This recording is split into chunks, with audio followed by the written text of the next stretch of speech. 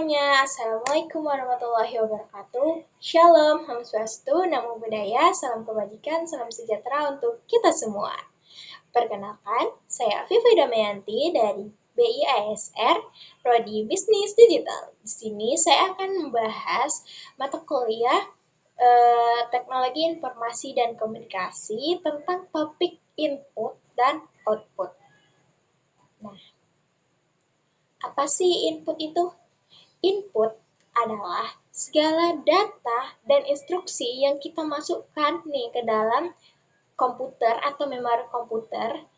Jadi nanti ketika kita masukin, dia di monitor ada gitu. Contohnya kayak kita lagi ngetik di keyboard, terus lagi ngeklik mouse, terus kita lagi misalnya Zoom, terus kita lagi bersuara melalui mikrofon, dan gambar dari kamera. Lalu, ada pun beberapa contoh dari input. Ada keyboard yang kayak kita tadi bilang, ada mouse juga, ada touchscreen, ada stylus, ada mikrofon, ada scanner, ada webcam, dan barcode reader. Banyak ya. Nah, di sini kita akan menjelaskan tentang apa sih keyboard itu dan jenisnya apa aja gitu. Keyboard adalah perangkat input utama nih yang terdiri dari tombol untuk memasukkan teks, angka, dan perintah yang kita mau gitu. Terus jenisnya apa-apa aja sih? Jenisnya itu ada 5 teman-teman. Ada 5. Yang pertama, standar. Yang kedua, compact. Yang ketiga, virtual. Yang keempat, ergonomis. Dan yang terakhir, keyboard gaming. Nih, seperti ini contohnya teman-teman di gambar ini. Keren ya keyboardnya. Lalu, selanjutnya ada pointing device atau pointer. Pointer adalah simbol kecil di layar yang lokasi dan bentuknya berubah saat pengguna menggerakkan perangkat penunjuk memungkinkan kita untuk memilih teks, grafik, dan objek lain. Kayak contohnya itu tombol, icon, tautan, dan perintah menu.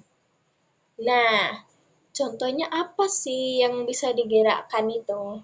Kayak misalnya kita lagi main komputer tuh, kan kita pakai mouse. Nah, mouse itu juga bisa touchpad dan trackball.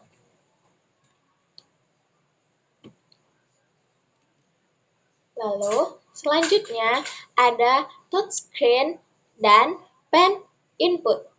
Apa sih touchscreen itu? Touchscreen atau layar sentuh adalah layar yang peka terhadap sentuhan, memungkinkan interaksi langsung dengan jari.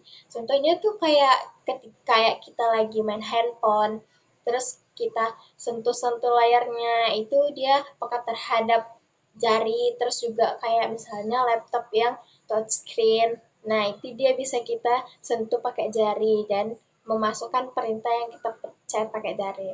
Lalu, kalau pena digital itu atau stylus, dia digunakan untuk menulis, menggambar secara digital supaya gambarnya bagus, cantik, dan sangat-sangat kreatif seperti ini contohnya.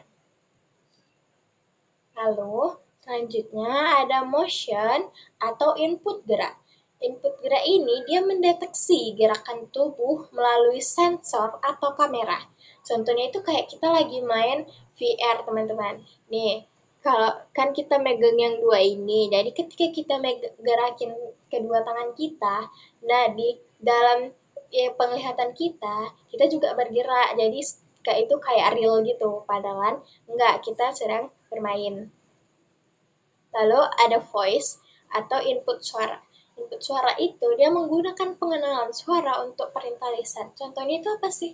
Kayak ketika kita lagi butuh bantuan nih, terus kita pencet aja HP kita, kan udah otomatis ada Google Asistennya sendiri. Nah, seperti itu teman-teman. Lalu, yang terakhir ada input video. Input video itu webcam untuk konferensi dan rekaman. Jadi kayak misalnya mungkin kita lagi podcast ya teman-teman. Nah, jadi kayak gini contohnya. Atau kita lagi diwawancara gitu di TV-TV gitu.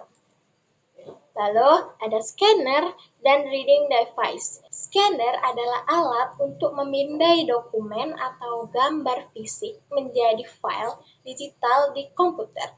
Nah, scanner itu contohnya itu kayak ketika kita lagi ngumpulin tugas, terus kita foto dari HP, kan ada aplikasinya scanner. Nah, kita ubah jadi PDF gitu. Jadi soft file di dalam handphone kita gitu. Lalu, membaca optik adalah perangkat input yang berfungsi membaca karakter, tanda, dan kode. Lalu, dia mengubahnya menjadi data digital yang dapat diproses oleh komputer. Itu kayak contohnya kita lagi belanja di swalayan atau di Alfamart. Jadi, di-scan dulu barcode-nya, lalu kita tahu tuh harganya karena dia masuk di komputernya gitu. Lalu kita masuk ke output. Output itu apa sih? Output adalah data yang telah diproses menjadi bentuk yang berguna bagi kita nih. Dapat berupa teks, grafik, audio, ataupun video. Nah, perangkat output itu ada dua jenisnya. Ada display. Display itu apa sih? Display itu perangkat output yang dia secara visual menyampaikan informasi berupa teks, grafik, dan video. Yang kedua itu dia printer. Printer ini dia menghasilkan cetakan fisik atau hard copy. Nah, contohnya seperti proyektor, printer, monitor, dan speaker. Lalu yang terakhir ada teknologi asistif. Teknologi asistif dirancang untuk pengguna dengan keterbatasan fisik seperti printer braille dan pointer control kepala. Nah, kesimpulan akhirnya, perangkat input dan output dia terus berkembang seiring berjalannya zaman, berjalannya waktu untuk mendukung interaksi kita dengan komputer supaya lebih inklusif, efisien, dan alami. Jadi kita semakin dipermudah nih karena perangkat yang ada di komputer gitu. Lalu sekian dari saya.